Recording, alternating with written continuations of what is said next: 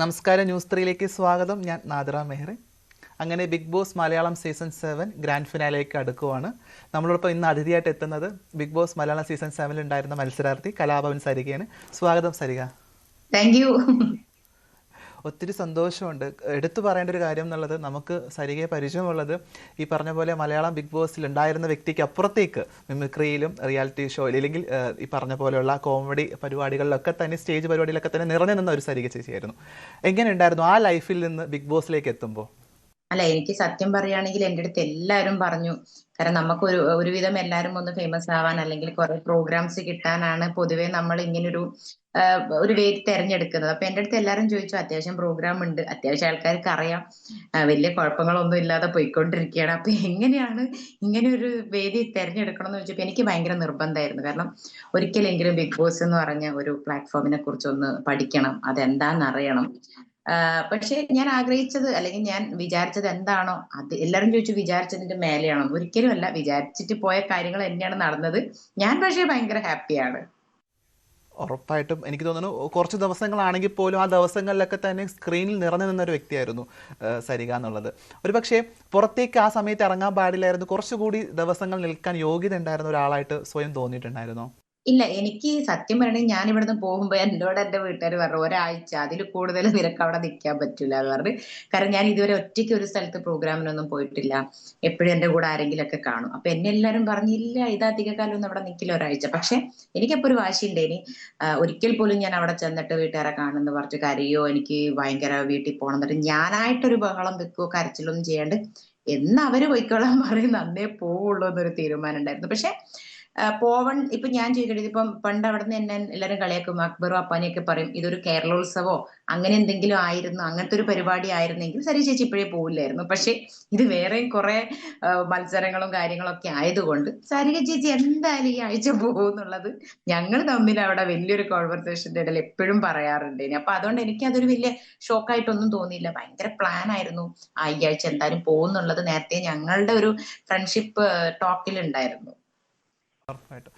ഞാനടക്കമുള്ള ആളുകളൊക്കെ തന്നെ big boss season 7ലേക്ക് നോക്കുന്ന സമയത്ത് എൻ്റർടൈൻമെൻറ്റ് വലിയൊരു കുറവ് നമ്മൾ പലപ്പോഴും കാണാറുണ്ടായി. പക്ഷേ ഈ സീസണിൽ പിന്നെയും പാട്ടൊക്കെ പാടി ഞങ്ങളെ ഒന്ന് സന്തോഷിപ്പിച്ചത് സരിക ചേച്ചിയായിരുന്നു. തീർച്ചയായിട്ടും ജാനകി ചേച്ചിയുടെയൊക്കെ ഉള്ള വോയിസിൽ വളരെ കൃത്യമായിട്ട് അത് ആസ്വദിച്ച് നമ്മൾ കണ്ടിട്ടുണ്ടായിരുന്നു. അല്ല, പക്ഷെ അതൊക്കെ തന്നെ നമ്മൾ ഇപ്പോൾ മിസ് ചെയ്യുന്നുണ്ട്. ഒരു പക്ഷേ നമ്മുടെ പ്രേക്ഷകർക്ക് ഒരു എല്ലാവരും ആഗ്രഹിക്കുന്ന ഒരു കാര്യമായിരിക്കും രണ്ടുപേരും ഒരു പാട്ട് എന്നുള്ളത്. നമുക്ക് എന്തായാലും അത് പ്രേക്ഷകർക്ക് വേണ്ടിയിട്ടൊന്ന് പാടാമോ? ഓക്കെ, അതെന്തായാലും അതിൽ എനിക്ക് വലിയൊരു താങ്ക്സ് ഏഷ്യാനെറ്റിനോട്. കാരണം എന്താ വെച്ചാൽ സീസൺ 7 എന്റർടൈൻമെന്റിന് വലിയൊരു പ്രയോറിറ്റി ഇല്ല, കൊടുക്കില്ല എന്ന് തന്നെയായിരുന്നു പറഞ്ഞത്. പിന്നെ ഞാനൊരു 60ഓളം പാട്ട് അവിടെ പാടിയിട്ടുണ്ട്. അപ്പൊ അതൊന്നും തീർച്ചയായിട്ടും. പക്ഷെ 60 വന്നിട്ടില്ല. പാട്ടിൽ തന്നെ വളരെ വൈറലായിട്ടുള്ള 2-3 പാട്ടുകൾ ഞങ്ങൾ പ്രേക്ഷകർ കൃത്യമായി തന്നെ കണ്ടു എന്നുള്ളതാണ്. അത് എപ്പിസോഡിലും ഉണ്ടായിരുന്നു, ഇപ്പോഴും ജിയോ ഹോട്ട്സ്റ്റാറിന്റെ അവിടെയും ഉണ്ട് എന്നുള്ളതാണ്. അപ്പൊ ഞാൻ എന്തായാലും ഒരു ഒരു ഞാനൊരു നാടൻ പാട്ട് അവിടെ പാടിയിട്ടുണ്ട്. ഇനി അപ്പൊ അത് ഈ പറഞ്ഞതുപോലെ ഫസ്റ്റ് ഡേ പാടിയുണ്ട്. നമ്മൾ എപ്പോഴും പറയാം നമുക്ക് ഫസ്റ്റ് ഫസ്റ്റ് ചെയ്യണ എല്ലാം ഭയങ്കര മാനസികമായിട്ട് ഭയങ്കര ടച്ചിങ് ആയിരിക്കും. അപ്പൊ ഞങ്ങൾ അവിടെ ചെന്ന് കഴിഞ്ഞ് തീർച്ചയായിട്ടും. ഞങ്ങൾക്ക് ഡ്രസ്സും കാര്യങ്ങളൊന്നും ഇല്ല എന്നൊക്കെ പറഞ്ഞ് ഞങ്ങൾ ആകെ വിഷമിച്ചിരുന്ന സമയത്താണ് ഞങ്ങളെടുത്ത് എല്ലാരും ഒന്ന് ചില്ലാക്കാൻ വേണ്ടി സരി ചേച്ചി ഒരു 4 വരി നാടൻ പാട്ട് പാടി വെച്ചപ്പോ ഞാൻ പാടിയപ്പം അപ്പൊ ഞങ്ങൾ പരിചയപ്പെട്ട് വരുന്നേ ഉള്ളൂ എല്ലാരും. പക്ഷെ എല്ലാരും ഒരുമിച്ച് പരിചയപ്പെട്ട് ആ പാട്ടോട് കൂടി ഞങ്ങൾ എല്ലാവരും ഒന്ന് ക്ലോസ് ആയി. അതുകൊണ്ട് എനിക്ക് എപ്പോഴും ആ പാട്ടാണ് എനിക്ക് ഏറ്റവും പ്രിയപ്പെട്ടത്. അപ്പൊ ഞാൻ ആ ഒരു നാടൻ പാട്ട് പാടാം. ഓക്കെ, തീർച്ചയായിട്ടും.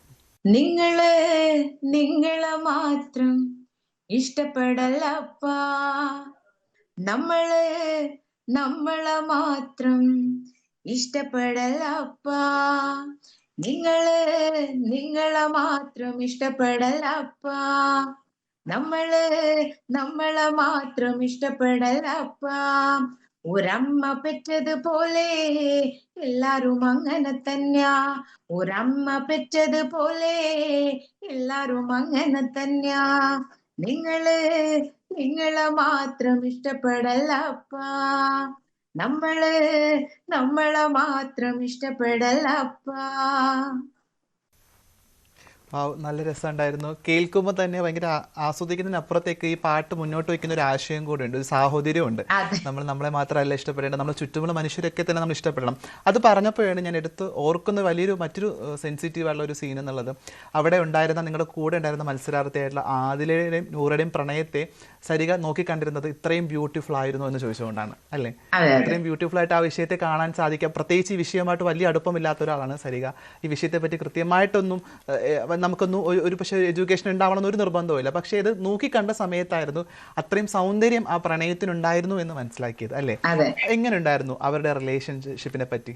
അതാ ഞാൻ പറയാം, എനിക്ക് സത്യം പറയണെങ്കിൽ ഞാൻ പറഞ്ഞില്ലേ, ഇപ്പം ഞാൻ അവിടെ ചെല്ലുന്നതിന് മുന്നേ തന്നെ അതിലെ നൂറ ഉണ്ട് എന്നൊക്കെ പറഞ്ഞപ്പോ ഞാൻ അയ്യോ ഊരുണ്ടോ, അയ്യോ എനിക്കത് അംഗീകരിക്കാൻ പറ്റുമോ, അല്ലെ ഞാൻ അവരെ എങ്ങനെ, എനിക്ക് ഭയങ്കര ബുദ്ധിമുട്ടായിരുന്നു. പിന്നെ അതിലെല്ലാരെയും വിളിച്ച് യൂട്യൂബ് ഇങ്ങനെ നോക്കിയിട്ട് ഓരോ കമന്റിനും മറുപടി കൊടുക്കും. അപ്പൊ അങ്ങനെയൊക്കെ കണ്ടപ്പോ എനിക്ക് ഭയങ്കരമായിട്ട് ഒരു നെഗറ്റീവ് അടിച്ച ആൾക്കാരായിരുന്നു. പക്ഷെ ഞാൻ ചെന്നപ്പോഴത്തേക്കും എനിക്ക് ഭയങ്കരമായിട്ട് അത്ഭുതം തോന്നിയ ഒരു സ്നേഹബന്ധമാണ്. ആദ്യം എന്റെ ലൈഫിൽ ഞാൻ ആദ്യമായിട്ട് കാണുകയാണ്. പക്ഷെ ആ കണ്ടപ്പോ എനിക്ക് ഒരിക്കൽ പോലും ഒരു നെഗറ്റീവ് അടിച്ചിട്ടില്ല. പക്ഷെ ഞാൻ ഇവരെ സപ്പോർട്ട് ചെയ്തതിന്റെ പേരിൽ എനിക്ക് യൂട്യൂബിൽ നിന്നും ഏതൊക്കെയോ മൊയിലിയാരൊക്കെ എന്നെ പൊളിപ്പ ചീത്ത വിളിച്ചിട്ടുണ്ട്. പക്ഷെ ഞാൻ ഇപ്പോഴും അതിൽ തന്നെ ഉറച്ചു നിൽക്കുകയാണ്. എനിക്ക് അവരുടെ സ്നേഹത്തെ ഞാൻ വളരെയധികം, കാരണം ഒരു ഒരു പെൺകുട്ടിക്കും ഇങ്ങനെ സ്നേഹിക്കാൻ പറ്റുമോ, അല്ലെങ്കിൽ ഭയങ്കര അസൂയ തോന്നിയിട്ടുണ്ട് ആദിലന്റെ സ്നേഹം നൂറനോടുള്ള സ്നേഹം കാണുമ്പോ. കാരണം എന്താ വെച്ചാൽ ആ വാക്ക് വലിയൊരു ഒരു പ്രധാനപ്പെട്ട വാക്കാണ് ഞങ്ങളെ സംബന്ധിച്ച്. കാരണം ഒരു പുരുഷന് സ്ത്രീയെ പ്രണയിക്കാൻ സാധിക്കുന്നത് പോലെ തന്നെ തിരിച്ചും അങ്ങോട്ടും ഇങ്ങോട്ടൊക്കെ തന്നെ ഇവർ പ്രണയിക്കുന്ന പോലെ തന്നെ അതിന്റെ അതേ സൗന്ദര്യത്തിൽ പ്രണയിക്കാൻ സാധിക്കുന്ന മനുഷ്യരും നമുക്ക് ചുറ്റുമുണ്ട്. അത് ആ മാത്രല്ല സൗന്ദര്യത്തെ അടുത്തറിയുമ്പോഴായിരിക്കും നമുക്ക് ഒരുപക്ഷെ മനസ്സിലാക്കാൻ പറ്റുന്നത് അവർക്കും ഇതൊക്കെ വളരെ നന്നായിട്ട് തന്നെ കൈകാര്യം ചെയ്യാൻ സാധിക്കുന്നു. അതെ ഈ അത് അസൂയ അത് എന്നുള്ള ഒരു വാക്കിന് തരത്തിൽ വലിയൊരു ഇത് പ്രാധാന്യം ഉണ്ടെന്നുള്ളതാണ് പൊതുവെ അല്ലേ? എല്ലാരും വിചാരിക്കുന്ന അതൊരു സെക്സ്വൽ റിലേഷൻ, അതൊന്നും അല്ല ഞാൻ നോക്കുന്നത്. ഞാൻ നോക്കുമ്പോ അതെ, ഒരു അനിയത്തിയുടെ സ്നേഹം അതിലെ കൊടുക്കുന്നുണ്ട്, ഒരു ഫ്രണ്ടിന്റെ അല്ലെങ്കിൽ ഒരു വൈഫിന്റെ, ഒരു അമ്മേന്റെ. കാരണം തീർച്ചയായിട്ടും. എനിക്ക് കൊതിയായിട്ടുണ്ട് ഈശ്വരം. കാരണം ഞാൻ പറയട്ടെ, എനിക്ക് തോന്നുന്നു ഞാനും ദിലീപേട്ടനും ഭാര്യയും ഭർത്താവാണ്. ഞങ്ങൾ തമ്മിൽ പ്രേമിച്ചാണ് കല്യാണം കഴിച്ചത്. ഞങ്ങൾ തമ്മിലുള്ള ഇഷ്ടം നമ്മൾ കാണുന്നുണ്ട്. പക്ഷെ ഞാൻ എന്റെ ലൈഫിൽ ഒരുപാട് ഭാര്യയും ഭർത്താക്കന്മാരെയും കണ്ടിട്ടുണ്ട്. പക്ഷെ ഇങ്ങനെ രണ്ടുപേർ അങ്ങോട്ടും ഇങ്ങോട്ടും ഇവരുടെ ഒരു സ്നേഹബന്ധം പോലെ ഞാൻ ഒരു സ്ഥലത്തും കണ്ടിട്ടില്ല. ഒരു ആത്മാർത്ഥതയും ഞാൻ കണ്ടിട്ടില്ല. പലരും ഇവരഴിച്ചു പിരണം എന്നൊക്കെ പറയുമ്പോൾ എനിക്ക് ഭയങ്കര വിശ്വാസമാണ് ഇവരുടെ ഈ ഒരു സ്നേഹബന്ധം ഒരുപാട് കാലം നിലനിൽക്കണേന്നാണ് എനിക്ക് തോന്നിയിട്ടുള്ള ഒരു കാര്യം. കാരണം തീർച്ചയായിട്ടും. ഞാനിത് പറയുമ്പോൾ എനിക്കറിയാം എനിക്ക് ഭയങ്കര നെഗറ്റീവ് വരുന്നൊക്കെ. പക്ഷെ ഏ രണ്ടുപേർക്ക് പക്ഷേ സ്നേഹിക്കാൻ പറ്റുന്നത് അത് അംഗീകരിച്ചിട്ടില്ല. വേറെ ഒന്നും നോക്കണ്ട, രണ്ടുപേർക്ക് അത് ആരും ആയിക്കോട്ടെ ഇത്രയും സ്നേഹിക്കാൻ പറ്റിയെങ്കിൽ അതൊരു വലിയ മനസ്സുണ്ടെങ്കിൽ മാത്രമേ പറ്റുള്ളൂ. അതാണ് നമ്മൾ നേരത്തെ ഈ നാടൻ പാട്ടിൽ പറഞ്ഞതുപോലെ തന്നെ നമുക്ക് തൊട്ടടുത്തുള്ള മനുഷ്യനെ മനുഷ്യനായിട്ട് കാണാൻ സാധിക്കുന്നിടത്താണ് നമ്മൾ ഒക്കെ തന്നെ മനുഷ്യരായി തീരുന്നത്. അതെ പക്ഷേ ഈ ബിഗ് ബോസിനകത്തേക്ക് തിരിച്ച് വൈൽഡ് കാർഡായിട്ട് വന്ന 2-3 ആളുകൾ ഇത്തരം മനുഷ്യരെ വീട്ടിൽ കയറ്റില്ലെന്നും ഇല്ലെങ്കിൽ അംഗീകരിക്കില്ല എന്ന് പറയുന്നത് അവരുടെ മനുഷ്യത്വത്തെ പോലും ചോദ്യം ചെയ്യുന്ന രീതിയിലാണ്. എങ്ങനെയാണ് നമ്മളുടെ വിദ്യാഭ്യാസമുള്ള ഒരു സമ്പന്നമായിട്ടുള്ള മനുഷ്യർ ഇത്തരത്തിലൊരു പ്രസ്താവന നടത്തുന്ന സമയത്ത് ഒട്ടും ഈ വിഷയമായിട്ട് വലിയ ബന്ധമില്ലാത്ത സരിക ചേച്ചിക്ക് അംഗീകരിക്കാൻ സാധിക്കുകയും വിദ്യാഭ്യാസമുണ്ടെന്ന് അവകാശപ്പെടുന്ന ലക്ഷ്മിയെ പോലുള്ള ആളുകൾക്ക് അതിനെ അംഗീകരിക്കാൻ സാധിക്കാതിരിക്കുന്നതും എങ്ങനെയാണ് നമ്മൾ ഇതിനെ നോക്കിക്കാണേണ്ടത്? എനിക്ക് ശരിക്കും നല്ല അത്ഭുതമുണ്ട്. കാരണം വേറെ ഒന്നുമല്ല, ഞാൻ ആദിലേന്റെ അടുത്തും നൂറേന്റെ അടുത്തും സംസാരിച്ചപ്പോ എനിക്ക് മനസ്സിലായ ഒരു കാര്യം എന്താ വെച്ചാല്, ഇവര് പറയണ എന്താ വെച്ചാൽ ഇത് നോർമലൈസ് ചെയ്യാൻ പറ്റില്ല. ഇവര് പറയുന്നില്ലല്ലോ അതെ, ഇവര് നോർമലൈസ് ചെയ്യണം. പിന്നെ അത് മാത്രം ഇപ്പൊ ഞാൻ വിചാരിക്കാൻ ഇവരെ രണ്ടുപേരെയും കണ്ടിട്ട് ഇപ്പൊ എനിക്ക് കൊതി വന്നു എന്ന് ഞാൻ പറഞ്ഞു, എന്തൊരു സ്നേഹമാണ്, അല്ലെങ്കിൽ എനിക്കിങ്ങനെ അസൂയോട് കൂടി ഞാൻ നോക്കി കണ്ടു എന്ന് പറഞ്ഞു എന്ന് കരുതിയിട്ട് ഞാനിപ്പം എനിക്ക് വിചാരിക്കാൻ പറ്റുമോ എന്നാ പിന്നെ ഞാൻ അടുത്തൊരു പെണ്ണിനെ അങ്ങ് സ്നേഹിച്ചേക്കാന്ന്? അത് പറ്റില്ല. ഇത് അവർക്കോ അല്ലെങ്കിൽ ഇതൊരു നമുക്കൊന്ന് അങ്ങനെ ഒന്നൊരു പെണ്ണിനെ സ്നേഹിച്ചേക്കാം എന്ന് വിചാരിച്ചിട്ടൊന്നും അവർ മനഃപൂർവ്വം ഒരു വലിയ ആളാവാനോ അല്ലെങ്കിൽ സമൂഹത്തിൽ നമ്മളെ ശ്രദ്ധ പിടിച്ചു പറ്റാൻ വേണ്ടിയിട്ടും അവർ ചെയ്തതല്ല. അവര് പറഞ്ഞിട്ടുണ്ട്, അവർ ഒരുപാട് പേര് പിന്നെ ഉപദേശിച്ചിട്ടുണ്ട്. ഈ ഘട്ടങ്ങളൊക്കെ കഴിഞ്ഞ് ഒരുപാട് കൗൺസിലിംഗ് ഒക്കെ കഴിഞ്ഞ് അവർക്കത് പറ്റില്ല എന്ന് ഉറപ്പിച്ചിട്ടാണ് വന്നത്. അല്ലാതെ ഇപ്പൊ വലിയ തീർച്ചയായിട്ടും. സ്റ്റൈലാക്കാൻ വേണ്ടി, അല്ലെങ്കിൽ നമ്മളിപ്പോ പറയല്ലോ ഒരു യൂട്യൂബും അല്ലെങ്കിൽ ഒരു ഫോണും ഒരു 4 ചുമരുകൾക്കുള്ളിൽ നമുക്ക് എന്തും ചെയ്തിട്ട് ഫേമസ് ആകാം. ഇപ്പൊ ഫേമസ് ആവണം എന്നുള്ള ആഗ്രഹം അവരങ്ങനെ ചെയ്തതല്ല. അവരുടെ ബ്ലഡിൽ ഈ ഒരു റിലേഷൻ അല്ലെങ്കിൽ അവർക്ക് അത് തന്നെ പറ്റുള്ളൂ എന്ന് അവർക്ക് തന്നെ തോന്നിയിട്ടാണ്. അവർക്ക് ഏതെങ്കിലും ഒരു നിമിഷം പറ്റൂല എന്നാണെങ്കിൽ അവരെന്നെ മാറിപ്പോയേനെ. കാരണം ഇവർ എത്രയോ വർഷം ഞാൻ തീർച്ചയായിട്ടും. ഇവരടുത്ത് സംസാരിച്ചപ്പോൾ എൻ്റെ അടുത്ത് ഞാൻ നൂറിനെക്കാട്ടും ആദിലയായിട്ട് കുറച്ചും കൂടെ അറ്റാച്ച്മെന്റ് കൂടുതൽ. എനിക്ക് തോന്നുന്നു പലരും പറയും എന്നെ ആദിലിനെയും കാണാൻ ഏകദേശം എന്തൊക്കെയോ ഒരു കട്ടുണ്ട് എന്ന് പറഞ്ഞത് കൊണ്ടാണ് എന്റെ കുടുംബക്കാരൊക്കെ പറയും ആദിലന്റെ ഒരു കട്ടുണ്ട് എന്ന് പറയും. അപ്പം ഇനി എന്നെ പോലെ തോന്നിയിട്ടാണോ എന്താണെന്ന് അറിയില്ല, എനിക്കൊരു പ്രത്യേക ഒരു അറ്റാച്ച്മെന്റ് ആദിലന്റെ അടുത്തുണ്ട്. അപ്പൊ ഞാൻ ആദിലന്റെ തീർച്ചയായിട്ടും. അപ്പോൾ അടുത്ത് ഞാൻ ചോദിക്കുകയാണ്, സരിക ചേച്ചിയുടെ കുട്ടികളോ അല്ലെങ്കിൽ സരിക ചേച്ചിക്ക് ശേഷമുള്ള മറ്റൊരു പാരമ്പര്യമൊക്കെ തന്നെ ഇതിനെ അംഗീകരിക്കാൻ സാധ്യതയുണ്ടോ? എങ്ങനെയാണ് സരിക ചേച്ചിയുടെ വീട്ടിനകത്തേക്ക് ഇവരെ സ്വാഗതം ചെയ്യുമോ? ഞാനും അതാ പറഞ്ഞത്. കാരണം ഞാനിപ്പോ പറയും, ഇപ്പൊ ഞാൻ ഇഷ്ടപ്പെട്ട് കെട്ടിയതാണ്. അപ്പൊ പണ്ടൊക്കെ അച്ഛനും അമ്മമാർക്ക് രക്ഷിതാക്കൾക്ക് ഒരു ആൺകുട്ടിനോ പെൺകുട്ടിയോ കല്യാണം കഴിക്കുന്നതിന്റെ ടെൻഷൻസ് മാത്രമേ ഉള്ളൂ. ഇപ്പൊ നമ്മളെ സമൂഹത്തിൽ അങ്ങനെയല്ല. ഇപ്പൊ നാളെ എന്റെ അഞ്ജനൻ ഒരു ആൺകുട്ടീനെയാണ് അല്ലെങ്കിൽ എനിക്ക് അവരോടാണ് ഇഷ്ടം എന്ന് പറയും. ഒരിക്കലും ഇവരെല്ലാരും മനസ്സിലാക്കേണ്ട ഒരു കാര്യമാണ്, ഒരിക്കലും ജീവിതം വെച്ചിട്ട് ഫേമസ് ആവാനോ അല്ലെങ്കിൽ അതിനാരും നിൽക്കൂല. നിൽക്കില്ല. ഒരാൾക്ക് അതെ. പൂർണ്ണമായിട്ടും പറ്റില്ല, എനിക്ക് ഇങ്ങനെ ജീവിക്കാൻ പറ്റില്ല എന്നറിഞ്ഞാൽ മാത്രമേ അവർ ഇങ്ങനത്തെ ഒരു വലിയൊരു കടുങ്കൈ പോലെ അല്ലെങ്കിൽ സമൂഹത്തിന് വലിയ പ്രശ്നങ്ങൾ ഉണ്ടാകും എന്ന് അറിഞ്ഞിട്ടും അവരത് ചെയ്യണമെങ്കിൽ അവർക്ക് പറ്റാത്തത് കൊണ്ടാണെന്ന് ഞാൻ വിശ്വസിക്കുന്നത്. കാരണം അതിലേക്കും നൂറയ്ക്കും വേറൊരു ലൈഫ് പറ്റുന്നില്ല. പറ്റുമെങ്കിൽ അവരും ചെയ്യും. ഞാനതാ ചോദിക്കുന്നത്. ഇപ്പം എന്റെ മോൻ അതും ഇപ്പൊ പറഞ്ഞതുപോലെ ഈ അങ്ങനെ പറഞ്ഞ പോലെ ചെയ്യും. ലക്ഷ്മിയുടെ ഒരു ഫാമിലിയിൽ കുട്ടിയുണ്ട് എന്ന് പറഞ്ഞിട്ട് എൻ്റെ കുട്ടി സ്വാധീനിക്കപ്പെടും ഇത് കണ്ടാൽ, ബിഗ് ബോസ് കണ്ടാൽ സ്വാധീനിക്കപ്പെടണമെങ്കിൽ ആദിലയും നൂറയും അവരുടെ കുട്ടിക്കാലത്ത് കണ്ടിരുന്ന സിനിമകൾ കണ്ട് അവർ സ്വാധീനിക്കപ്പെടണമായിരുന്നു. കാരണം നമ്മൾ ഇത്തരം വിഷയങ്ങളെ പറ്റി സംസാരിക്കുന്നത് കഴിഞ്ഞ 5-6 വർഷമായിട്ടുള്ളൂ. അതിനപ്പുറത്തേക്ക് എൻ്റെയൊക്കെ ചെറുപ്പകാലത്ത് ഞാൻ കാണുന്ന പ്രണയങ്ങൾ മുഴുവനും സ്ത്രീയും പുരുഷനും മാത്രമുള്ള പ്രണയങ്ങളാണ്. നമ്മുടെ സിനിമകൾ അത്തരത്തിലാണ്, നമ്മുടെ സീരിയലുകൾ അത്തരത്തിലാണ്. അതെ എന്നിട്ട് എന്തുകൊണ്ട് ഞാനടക്കമുള്ള LGBT മനുഷ്യർ ഇതിനെ സ്വാധീനിക്കപ്പെട്ടിട്ടില്ല എന്നുള്ളതാണ്. ഇതൊന്നും സ്വാധീനിക്കപ്പെടുന്നതിൻ്റെ പ്രശ്നമല്ല, ഇതൊക്കെ കൃത്യമായിട്ട് വിദ്യാഭ്യാസം കിട്ടിയാൽ മനസ്സിലാക്കാൻ സാധിക്കുന്നതാണ്. നാളെ എഴുന്നേറ്റ് നമുക്ക് ഞാൻ ഒരു ആൺകുട്ടിയെ പ്രണയിക്കാമെന്ന് വിചാരിച്ച് മറ്റൊരു ആൺകുട്ടി നിൽക്കുന്നില്ല, ഇല്ല നാളെ ഒരു എഴുന്നേറ്റ് ഒരു പെൺകുട്ടി മറ്റൊരു പെൺകുട്ടിയെ പ്രണയിക്കാമെന്ന് വിചാരിച്ച് നടക്കുന്ന കാര്യമല്ല. കഴിഞ്ഞ കുറേ കാലത്തെ സ്ട്രഗിളിങ്ങിൻ്റെ ഫലമാണ് അവരുടെ സെക്ഷുവാലിറ്റി അവർ തിരിച്ചറിയുന്നത്. എനിക്ക് തോന്നുന്നു സരിക ചേച്ചി വളരെ ബ്യൂട്ടിഫുൾ ആയിട്ട് തന്നെ ആ വിഷയത്തെ നോക്കി കാണുന്നുണ്ട് എന്നുള്ളത് വലിയ സന്തോഷമുണ്ട്. കാരണം നമ്മളൊക്കെ തന്നെ നമ്മുടെ അനുഭവങ്ങളിലൂടെയാണ് ഈ വിഷയത്തെയൊക്കെ തന്നെ മനസ്സിലാക്കിയത്, അല്ലേ? നമ്മളാരും ഒരിക്കലും ഇവിടെ പഠിച്ചിട്ടില്ല, നമ്മൾ മറ്റ് അത്തരം എഡ്യൂക്കേഷൻ നമുക്ക് കിട്ടിയിട്ടില്ല എന്നാണ് ഞാൻ മനസ്സിലാക്കുന്നത്. അതെ. പിന്നെ ഒരിക്കലും നമുക്കിപ്പൊ ഞാൻ ചോദിക്കട്ടെ, ഇപ്പൊ നമ്മൾ എപ്പോഴും പറയും നമ്മൾ ചെയ്യുന്നത് കണ്ട് അടുത്തൊരാൾ ചെയ്യും അല്ലെങ്കിൽ നമ്മൾ അങ്ങനെ ചെയ്യും, അങ്ങനെയൊന്നും നമുക്ക് അങ്ങനെയൊന്നും ചെയ്യാൻ പറ്റുമൊന്നുമില്ല. അത് ഈ കാര്യത്തിൽ നമുക്ക് തീരെ പറ്റൂല.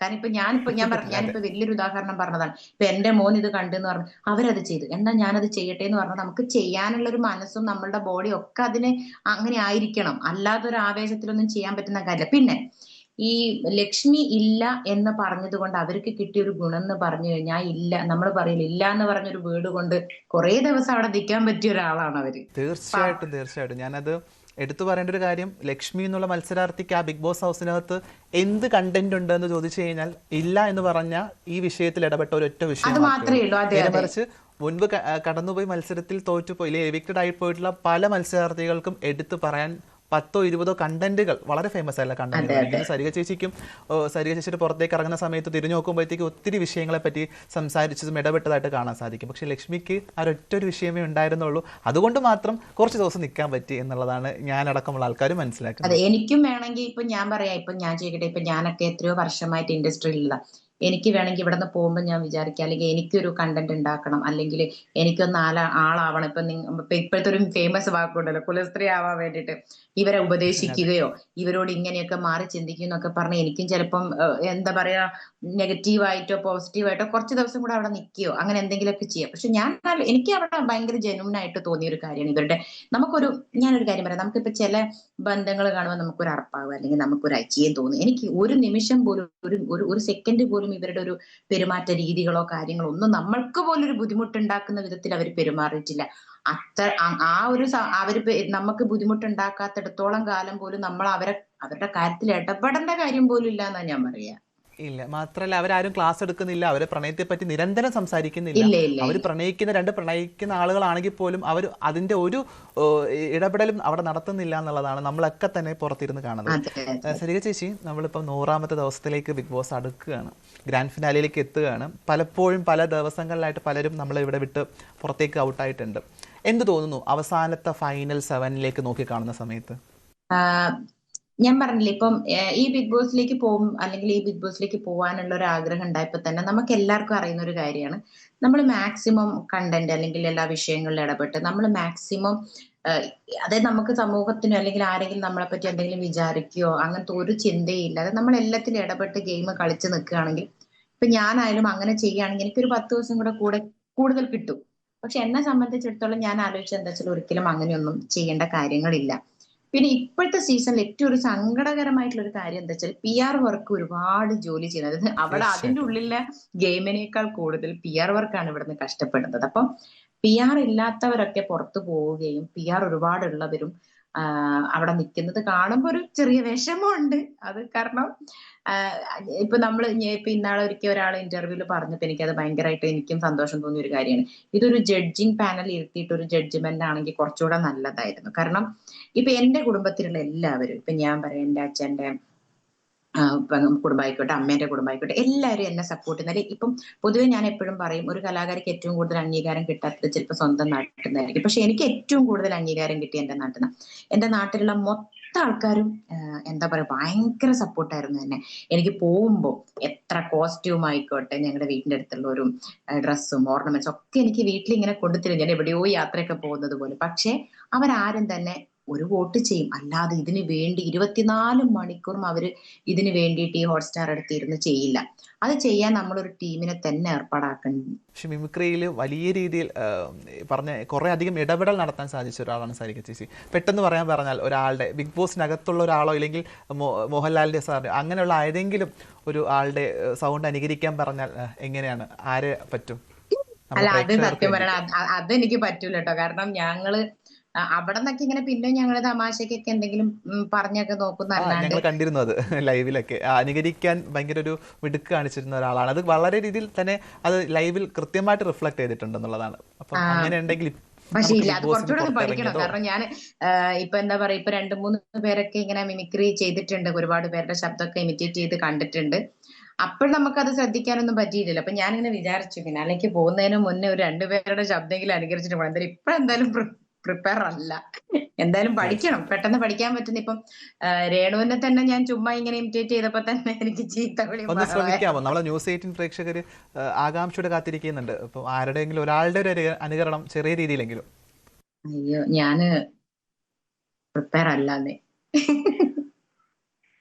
കാരണം എന്താ വെച്ചാൽ എന്ത് ഇപ്പൊ പണ്ടൊക്കെ എന്ന് പറഞ്ഞു കഴിഞ്ഞാൽ ഇപ്പൊ ഒരു സ്റ്റേജ് ഷോയിൽ നമ്മളൊരു ആളുടെ ശബ്ദം അനുകരിച്ചു കഴിഞ്ഞാൽ അത് ശരി, ചിലപ്പം നന്നാവും, ചിലപ്പോൾ നന്നായില്ല, അപ്പൊ തന്നെ ചിലപ്പോൾ കയ്യടി കിട്ടും, അല്ലെങ്കിൽ വേറെ എന്തെങ്കിലും കാരണങ്ങൾ കൊണ്ട് നമുക്കത് ചെയ്യാം. ഇപ്പൊ അങ്ങനെയല്ല. ഇപ്പൊ നമുക്ക് എന്തെങ്കിലും കയ്യിൽ സോഷ്യൽ നിന്ന് മീഡിയ. പോയാൽ താഴെ വരുന്ന കമന്റ് വായിച്ചു കഴിഞ്ഞാൽ ജീവിതത്തിൽ പിന്നെ മിമിക്രി എന്തായാലും ചെയ്യും. നമ്മൾ ന്യൂസ് 18 പ്രേക്ഷകരൊക്കെ വളരെ തന്നെ പോസിറ്റീവായിട്ട് കാണുന്നതാണ്. അല്ല, ഞാൻ പ്രത്യേകിച്ച് പറയാം, നമുക്ക് സ്ത്രീകളുടെ ഡെവലപ്മെന്റ്സിനൊക്കെ. മിമിക്രിയേ ചെയ്യാൻ താല്പര്യം തോന്നൂല. ഞാൻ എന്തായാലും ഇപ്പൊ നമ്മൾ നേരത്തെ പാടിയത് ഒരു നാടൻ പാട്ടാണല്ലോ. ഞാനൊരു പാട്ടുകൾ പാടാം, എത്ര പാട്ട് ചോദിച്ചോ ഞാൻ ധൈര്യമായിട്ട് പാടിത്തരാം. തീർച്ചയായിട്ടും. എന്നാൽ നമുക്ക് പ്രേക്ഷകർക്ക് വേണ്ടി മറ്റൊരു പാട്ട്. ഇപ്പം നമുക്ക് കിളിയേ കിളിയേ എന്നുള്ള പാട്ടുകൾ എനിക്ക് തോന്നുന്നു ഒരുവിധം എല്ലാവർക്കും പഴയ ആൾക്കാർക്കാണ് കൂടുതൽ ഇഷ്ടമെങ്കിൽ ഇപ്പം ലോകയിലും കൂടെ വന്നത് കൊണ്ട് ഇപ്പോഴത്തെ അതെ. ന്യൂജൻ ജെൻസി കുട്ടികൾക്കും കൂടി കുറച്ചും കൂടി അതെ കുറച്ചും കൂടെ ആ പരിചയമുള്ള പാട്ട് വലിയൊരു പാട്ടായിട്ട് ഇഷ്ടമാണെന്ന് മാറിയത്. തോന്നുന്നു. അപ്പൊ അതൊരു നല്ലൊരു പാട്ട്. നിന്നെ പൊൻതാഴത്ത് തത്തമ്മ കുഞ്ഞൊന്ന് കുഞ്ഞനം കാട്ടുന്നു എന്നെ നോക്കി, മിനിമോൾ തൻ സഖിയാവാൻ കിളിമകളെ നിറലയമേ മാറിവില്ലൂഞ്ഞാലി ലാടി നീ വാവാ, കിളിയേ കിളിയേ മണിമണി മേഘത്തോപ്പിൽ ഒരു മലർന്നുള്ളാൻ പോകും അഴകിന്നഴകേ, ഉയരങ്ങളിലൂടെ പല നാടുകൾ തേടി ഒരു കിന്നാരം മൂളും കുളിരിൻ കുളിരേ, കിളിയേ കിളിയേ മണിമണി മേഘത്തോപ്പിൽ ഒരു മലർന്നുള്ളാൻ പോകും അഴകിന്നഴകേ. Thank thank you so much. നേരത്തെ പറഞ്ഞതുപോലെ എത്ര പാട്ട് പാടാൻ പറഞ്ഞാലും ഒരു മടിയുമില്ലാതെ പാടും. അതുകൊണ്ട് സ്റ്റേജ് പരിപാടികളിലൊക്കെ എത്തുന്ന മനുഷ്യരൊക്കെ തന്നെ ശ്രദ്ധിക്കുക. സരിക ചേച്ചിയോട് ഇനിയും ആവർത്തിച്ച് ചോദിക്കുക, പാട്ടുകൾ ഉറപ്പായിട്ടും പാടുന്നതായിരിക്കും. നല്ലൊരു പാട്ടായിരുന്നു ചേച്ചി. നമ്മളിപ്പം ബിഗ് ബോസിലേക്ക് നിൽക്കുന്ന സമയത്ത് പുറത്തിറങ്ങിയിട്ട് നമുക്ക് അങ്ങനെ വലിയ വ്യക്തിപരമായിട്ടുള്ള ഒരു ഹെയ്റ്റ് പ്രചരിപ്പിക്കുക എന്നുള്ളത് പലരും ശ്രമിക്കാറില്ല. കാരണം ബിഗ് ബോസിനകത്ത് നിന്ന സമയത്ത് അത് അവിടെ കഴിഞ്ഞു എന്ന് മനസ്സിലാക്കുന്ന മത്സരാർത്ഥികളാണ് കൂടുതലും ഉണ്ടാകുന്നത്. പക്ഷേ പുറത്തേക്ക് ഇറങ്ങിയിട്ട് നിങ്ങളുടെ കൂടെ മത്സരിച്ചിരുന്ന വൈൽഡ് കാർഡായിട്ട് വന്നിരുന്ന ലക്ഷ്മി പുറത്തെത്തിയിട്ട് വലിയ രീതിയിൽ ഒരു കൂട്ടം മനുഷ്യരെയൊക്കെ തന്നെ ആക്ഷേപിക്കുകയും അകത്തുണ്ടായിരുന്ന മറ്റ് മത്സരാർത്ഥികളിൽ ഞാനൊരു മത്സരം പോലെയാണ് അത് കണ്ടിരുന്നത്, അന്ന് സോറി പറഞ്ഞത് അത് മത്സരത്തിൻ്റെ ഭാഗം മാത്രമാണ്, വ്യക്തിപരമായിട്ട് പറഞ്ഞതല്ല എന്നുള്ള ഒരു പ്രചരണം നടത്തുന്നുണ്ട്. ഇതിനെങ്ങനെയാണ് ഒരു കൂടെ ഉണ്ടായിരുന്ന ഒരു മത്സരാർത്ഥി എന്ന രീതിയിൽ ചേച്ചി നോക്കി കാണുന്നത്? അല്ല, ചിലവര് ഇത് ഭയങ്കരമായിട്ട് വ്യക്തിപരമായിട്ട് എടുത്തിട്ടുണ്ട്. പിന്നെ അവരുടെ ലൈഫിനെയൊക്കെ ബാധിച്ചിട്ടുണ്ട്. പുറത്തിറങ്ങുമ്പോഴത്തേക്കും പുറത്തിറങ്ങാൻ പറ്റാത്ത വിധത്തിൽ അവിടെ പറയുന്ന പല വാക്കുകളും പുറത്ത് അവരവിടെ ഒന്നും ആലോചിക്കാതെ പറഞ്ഞ കാര്യങ്ങൾ പുറത്തുനിന്ന് അവർക്ക് വളരെ നെഗറ്റീവ് ആയിട്ടുണ്ട്. അപ്പം അങ്ങനെ പറയുന്നവര് പുറത്തിറങ്ങിയിട്ട് അതിനെ മാറ്റാൻ വേണ്ടിയിട്ട് പല അഭ്യാസവും കാണിക്കുന്നുണ്ട്. കാരണം പക്ഷെ ഞാനതാ പറഞ്ഞു, ഇവരൊരു ഗെയിമിൽ പോകുമ്പോഴത്തേക്കും ഒന്നെങ്കിൽ അവര് എന്ത് പറഞ്ഞാലും പ്രശ്നമില്ല എന്ന് വിചാരിക്കുന്നവര് ധൈര്യമായിട്ട് പറഞ്ഞിട്ട് പിന്നെ പുറത്തിറങ്ങിയിട്ട് അത് ന്യായീകരിക്കാൻ നോക്കേണ്ട ആവശ്യമേ ഉണ്ടായിരുന്നില്ല. പക്ഷെ ഇവരൊക്കെ കുറച്ച് ദിവസം അവിടെ നിൽക്കാൻ വേണ്ടിയിട്ട്, അതായത് നമുക്കറിയാം ഓരോരുത്തര് ഓരോ ആൾക്കാർ ഔട്ടായി പോകുമ്പോൾ നമ്മൾ അവിടെ സ്വയം അവിടെ ഉള്ള ആൾക്കാർക്ക് ഒരു ധാരണയുണ്ട്, ഇവരൊരു പ്രശ്നം ഉണ്ടാക്കിയിട്ടില്ല, അതുകൊണ്ടാണ് അവർ പോകുന്നത്. അപ്പം എന്തെങ്കിലുമൊക്കെ പ്രശ്നങ്ങളും വായി തോന്നിയത് പറഞ്ഞാലേ അവിടെ നിൽക്കാൻ പറ്റുള്ളൂ എന്നുള്ളൊരു തെറ്റായ ധാരണ അവിടെയുള്ള കണ്ടസ്റ്റൻസിന് ഇങ്ങനെ തോന്നിക്കൊണ്ടിരിക്കും. അപ്പൊ അവര് വരുന്നത് വരട്ടെ എന്ന് വെച്ചിട്ട് പലതും ചെയ്യും. പക്ഷെ ഇതിനപ്പുറത്തേക്ക് നമുക്കൊരു പുറം ലോകമുണ്ട്, അല്ലെങ്കിൽ ഒരു ഭാവി ഉണ്ട് എന്നുള്ളത് ഇവർ മറന്നുപോകും. അതുകൊണ്ടാണ് ഈ ഇൻഡസ്ട്രിയിൽ ഉണ്ടായിരുന്ന പലരും പറഞ്ഞ് ഞാൻ കേട്ടിട്ടുണ്ട്, നേരത്തെ പറഞ്ഞതുപോലെ ബിഗ് ബോസിന് ശേഷം ഒരു ലൈഫ് ഇല്ല, അല്ലെങ്കിൽ ഒരു ഇത് എനിക്ക് ഒന്നും ചെയ്യാൻ പറ്റിയില്ല, അല്ലെ പ്രോഗ്രാമിന്. എന്നെ സംബന്ധിച്ചിടത്തോളം എൻ്റെ അടുത്ത് ഇപ്പം ഞങ്ങളുടെ ഫീൽഡിൽ എല്ലാവരും പറഞ്ഞതെന്ന് വെച്ചാൽ, സരിക എങ്ങനെയാണോ ഇവിടെ അങ്ങനെ തന്നെ സരിക നിന്നു. എനിക്ക് കുറച്ച് ദിവസം കൂടെ നിൽക്കാൻ വേണ്ടി പല അഭ്യാസവും കാണിച്ചിട്ടുണ്ടായിരുന്നുവെങ്കിൽ ഞാൻ ഈ പറഞ്ഞ താഴെ ഇറങ്ങി കഴിഞ്ഞിട്ട് ഞാൻ ഇന്റർവ്യൂ കൊടുക്കും, ഞാനത് അങ്ങനെ ഉദ്ദേശിച്ചിട്ടല്ലേ, എനിക്ക് അവരോട് അങ്ങനെ ഉണ്ട്, ഞാൻ ഇത് ന്യായീകരിക്കാൻ ഇങ്ങനെ പൊയ്ക്കൊണ്ട് നിന്ന്, കാരണം എനിക്ക് ആ ഒരു ചീത്തപ്പേര് മാറ്റി കിട്ടണമല്ലോ, അതിനു വേണ്ടി ട്രൈ ചെയ്യാണ് ഇവർ. അപ്പൊ ഇവർ അവിടെ നിന്ന് അഭിനയിക്കുമ്പോ ആലോചിക്കണം, അഭിനയാണോ അല്ലെങ്കിൽ അവർ റിയൽ ആയിട്ട് നിന്നതാണോ എന്നുള്ളത്. അവര് പുറത്തിറങ്ങി കഴിഞ്ഞാൽ അവർക്കൊരു ലൈഫ് ഉണ്ടെന്ന് ആരും ചിന്തിക്കുന്നില്ല എന്നുള്ളത് ഒരു വലിയ കാര്യമാണ്. അതുകൊണ്ടാണ് ഇറങ്ങിക്കഴിഞ്ഞിട്ടും അവർ ആ പറഞ്ഞതൊക്കെ ശരിയാണെന്ന് കാണിക്കാൻ വേണ്ടിയിട്ട് ബഹളം ഉണ്ടാക്കുന്നുണ്ട്, അല്ലെങ്കിൽ വെറുതെ പറഞ്ഞതാണ് അതൊക്കെ ഗെയിമാണെന്ന് കാണിക്കാൻ വേണ്ടി കഷ്ടപ്പെടുന്നവരുണ്ട്. തീർച്ചയായിട്ടും ഈ പറഞ്ഞ കണക്ക് പുറത്തിറങ്ങിയിട്ട് പ്രസ്താവനകൾ നടത്തുന്നത് പിന്നെയും നമുക്കൊരു പക്ഷേ ഒരു പരിധി വരെ ഓക്കെയാണ്. പക്ഷേ വെല്ലുവിളികൾ നടത്തുന്ന സമയത്ത് അത് പിന്നീടും നീണ്ടു നിൽക്കുന്ന ഒരു സംഭവമായിട്ട് അത് മാറുകയാണ്. അത് ഒഴിവാക്കാനായിട്ട് സരിക ചേച്ചി പറഞ്ഞ പോലെ അത് ഒഴിവാക്കിയിരുന്നെങ്കിൽ ഒരു പക്ഷേ പലരുടെ ജീവിതം വളരെ കുറച്ചും കൂടി സേഫ് ആയിരിക്കും എന്നുള്ളതാണ്. നമ്മൾ ഈ ബിഗ് ബോസ് സീസൺ 7 ഒരു എവിക്ഷൻ വളരെ രീതിയിൽ കൂടെ ഉണ്ടായിരുന്ന മത്സരാർത്ഥികളും പുറത്തിരുന്ന പ്രേക്ഷകരൊക്കെ തന്നെ വലിയ രീതിയിൽ ആഘോഷിച്ച ഒരു എവിക്ഷൻ ഉണ്ടായിരുന്നു, മസ്താനി എന്ന് പറയുന്ന മത്സരാർത്ഥി. ആ എവിക്ഷനിൽ സരികയ്ക്ക് ഒരു മത്സരാർത്ഥി എന്ന രീതിയിൽ എന്താണ് തോന്നിയത്? നന്നായിട്ടുള്ള ഒരു ഫെയർ എവിക്ഷൻ തന്നെയായിരുന്നു, അതോ ആ മത്സരാർത്ഥിയുടെ ഈ ഒരു പ്രവർത്തനം കൊണ്ട് തന്നെയാണ് ജനങ്ങൾ പുറത്താക്കിയതെന്ന് മനസ്സിലാക്കുന്നുണ്ടോ? അല്ല, ഞാൻ മസ്താനി പോയതിനെ കുറിച്ചാണോ ചോദിക്കുന്നത്, അപ്പാനി പോയതിനെ കുറിച്ചാണോ? മസ്താനി പോയപ്പോ സത്യം പറയുകയാണെങ്കിൽ ഈ പറഞ്ഞതുപോലെ എല്ലാരും യൂട്യൂബിലൊക്കെ പറഞ്ഞതുപോലെ കേരളക്കാരെ മൊത്തം കൈയടിച്ചു എന്ന് പറയുന്നത് പോലെ അത് അവരോടുള്ള വ്യക്തിപരമായിട്ടുള്ള ദേഷ്യമോ അവരുടെ ഗെയിമോ കാര്യങ്ങളോ ഒന്നും അല്ല, അതൊക്കെ നമുക്ക് മാറ്റി നിർത്താം. പക്ഷെ എത്രയോ സീസൺ തുടങ്ങിയിട്ടും നമ്മൾ തന്നെയാണ് നോമിനേറ്റ് ചെയ്യുന്നത്, നമ്മൾ നോമിനേറ്റ് ചെയ്യുന്ന ആൾക്കാരാണ് പുറത്തു പോകുന്നത്. പക്ഷെ അവർ പുറത്ത് അങ്ങോട്ട് പോകുമ്പോൾ ആ നിൽക്കുന്ന എല്ലാവർക്കും നിങ്ങൾക്ക് അനുഭവം ഉണ്ടാവില്ല, ഒരു സങ്കടം നമുക്ക് ഉണ്ടാവും, അല്ലെങ്കിൽ ഒരു വേദന എല്ലാവർക്കും ഉണ്ടാവും. നമ്മളെ ശത്രുവാണ് പോകുന്നതെങ്കിൽ പോലും അയ്യോ, കാരണം ഈ വരുന്ന ഓരോ വ്യക്തിയും നമ്മൾ അറ്റൻഡ് ചെയ്ത പോലത്തെ ഇത്രയും ഇന്റർവ്യൂകളും ഇത്രയും ആഗ്രഹിച്ചാണ് ഈ പ്ലാറ്റ്ഫോമിലേക്ക് വരുന്നതെന്നും പക്ഷെ നമ്മളും കൂടെ കാരണക്കാരാണല്ലോ അവർ പോകുന്നതെന്നൊക്കെ ആലോചിച്ചിട്ട് നമുക്ക് എല്ലാവർക്കും ഒരു വിഷമം ഉണ്ടാവലുണ്ട്. പക്ഷേ എനിക്ക് തോന്നുന്നു ആദ്യമായിട്ടായിരിക്കും ബിഗ് ബോസ് ചരിത്രത്തിന്റെ ആദ്യമായിട്ട് ഒരാൾ പോകുമ്പോൾ ഒരാൾ നിന്ന് ഓപ്പോസിറ്റ് നിൽക്കുന്ന ഒരാൾ കൈയടിച്ച് ചിരിച്ച്, എന്ത് ശത്രുത ഉണ്ടെങ്കിലും ആ ചെയ്തത് ഒരു വളരെ മോശമായിട്ടുള്ള ഒരു കാര്യം. നമുക്ക് വേറെ എവിക്ഷനെ പറ്റിയാണ് സരിക സംസാരിക്കുന്നത്. അപ്പാരുടെ എവിക്ഷൻ സമയത്ത്